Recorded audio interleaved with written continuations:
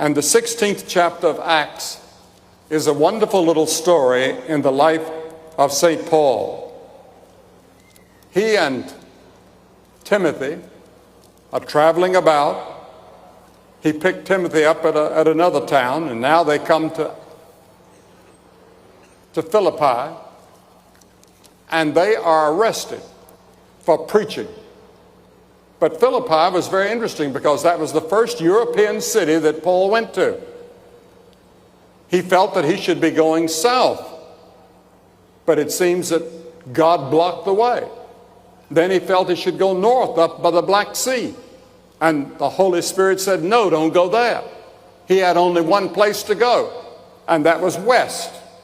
And so he came to Europe.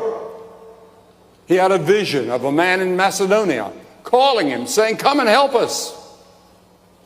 So he went to Europe with his little team. There were 4 of them by this time. There was Timothy, and there was Luke, and Silas, and they were all together going around preaching, proclaiming the gospel of Christ. And they were arrested in Philippi. They'd already had several converts, and the first convert in all of Europe was a woman by the name of Lydia. She was a very well-to-do woman, a seller of purple.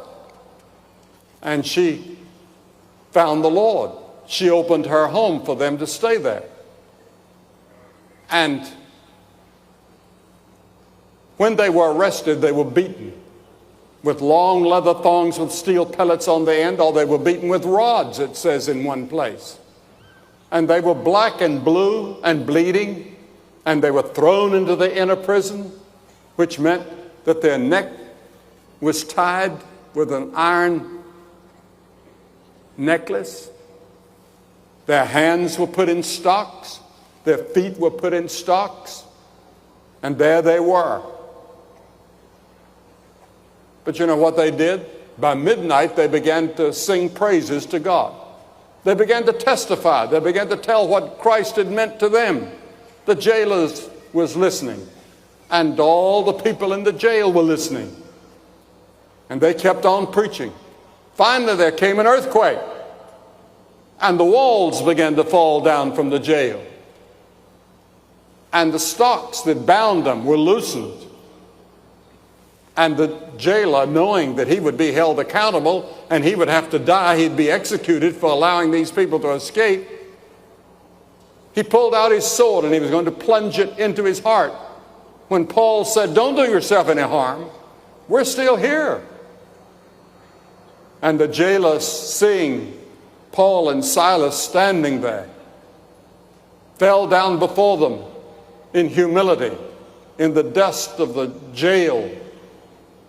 And he asked this question. He said, sirs, what must I do to be saved? How can I have the faith and the spirit that you have? You came into this terrible, smelly, awful place, having been beaten, and now you begin to sing, and you begin to tell what Christ could do for you. How can I be saved? How can I have this same peace and joy and happiness that you have?